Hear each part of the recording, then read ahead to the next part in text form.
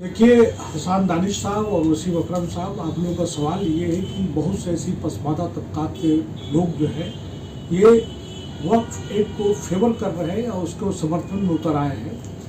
ये तमाम पसमानदा ऑर्गेनाइजेशन के लिए या पसमानदा लोग के लिए ऐसी संस्थान ऑर्गेनाइजेशन, ये देखा जाए तो कहीं न कहीं इनका ताल्लुक जो है बीजेपी आरएसएस से ही, या उन्होंने उसको फ्लोट कर दिया है।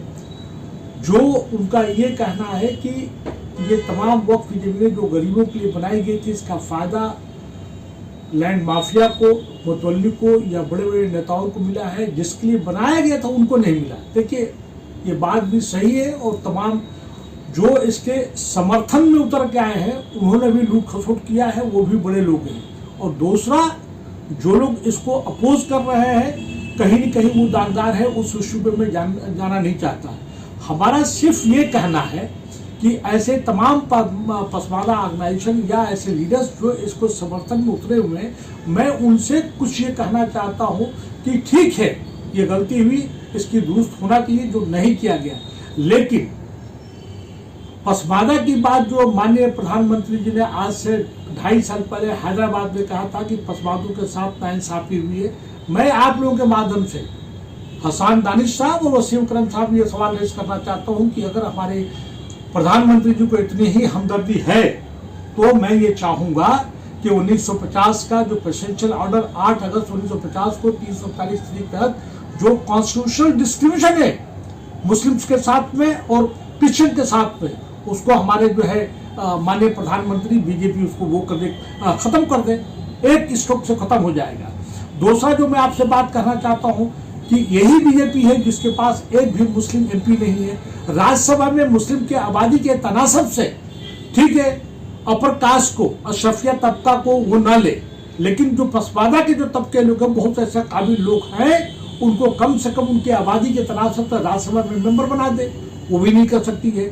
आपके जो है कितने ऐसे स्टेट्स हैं जहाँ पे जो है एमएलए जो है एक भी नहीं है मुसलमान, यहाँ तक कि वहाँ पे अपर हाउस है, मतलब लेजिस्लेटिव काउंसिल है, उसमें भी वो नॉमिनेट कर सकते हैं, उसको भी नहीं कर सकते।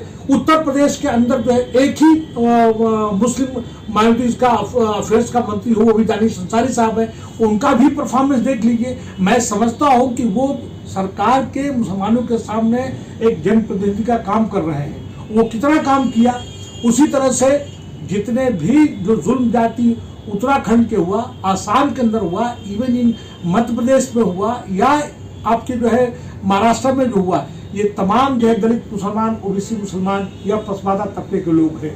अनऑर्गेनाइज्ड सेक्टर्स पे, अनऑर्गेनाइज्ड सेक्टर जो बात पे कह रहा हूँ मैं, जितने भी सब्जी बेचने वाले हैं, जितने भी दिहाड़ी मजदूर हैं, जितने भी रोड पे काम करने वाले, ये सब पसमानदा के लोग हैं। उनका सबसे बड़ा नुकसान हुआ है। जो 40 वहाँ पे डिमोलिश कर दिया गया, उनकी सब्जी की दुकानें, उनका मकान उत्तराखंड में सही पसमानदा थे। उसी तरह से आप उज्जैन के अंदर जो मकान जो ढाए गए, कॉरिडोर बनाने के नाम पे मस्जिद ढाई गई, वो सभी पसमानदा के लोग हैं।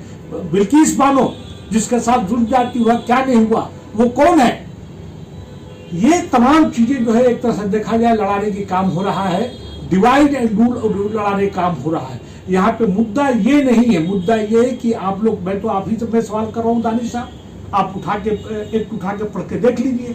आप उसमें देखिए कि वक्त बाई यूजर्स जो है उसमें ये है कि जो भाई सदियों से जो आदमी ने इस्तेमाल करते आ रहे हैं, जिसका कोई रिकॉर्ड कहाँ से मिलेगा? 300 साल पुराना अगर मस्जिद बनी हुई है, 400 साल बनी हुई है, आप कैसे रिकॉर्ड ला कर देंगे?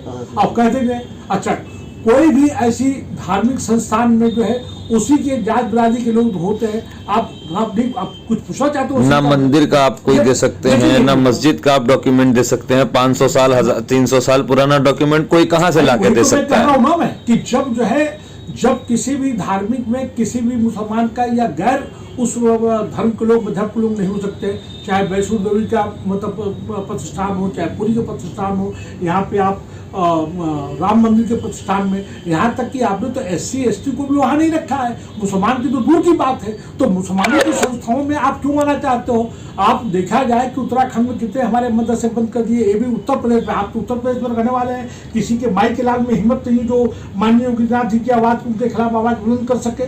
यहाँ के जो मंत्री है वो बोलने को तैयार नहीं है। क्या यहाँ पे मुसलमानों के साथ जुल्म जाति नहीं हो रहा है? यहाँ पे सवाल ये नहीं है, सवाल ये है कि यहाँ पे कॉन्स्टिट्यूशनल, आप समझिए वसीम अकरम साहब और संविधान का उल्लंघन हो रहा है सर। संविधान को यार, संविधान बचाने का हर आदमी कहता है कि बाबा साहब का नाम लेगा, अम्बेडकर का नाम लेगा। और संविधान का सबसे ज्यादा नुकसान सरकार ने काम किया। 14 आर्टिकल जो 14 है, 15 है, 21 है, 25, 26 है और 29 है, 301 है।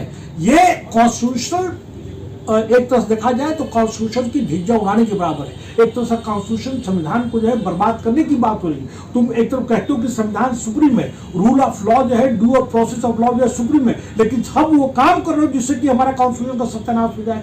यहाँ पे सवाल जो है हिंदू मुस्लिम का नहीं है, मामला ये है कि भाई किस तरह से कॉन्स्टिट्यूशन को हम रोका जाए।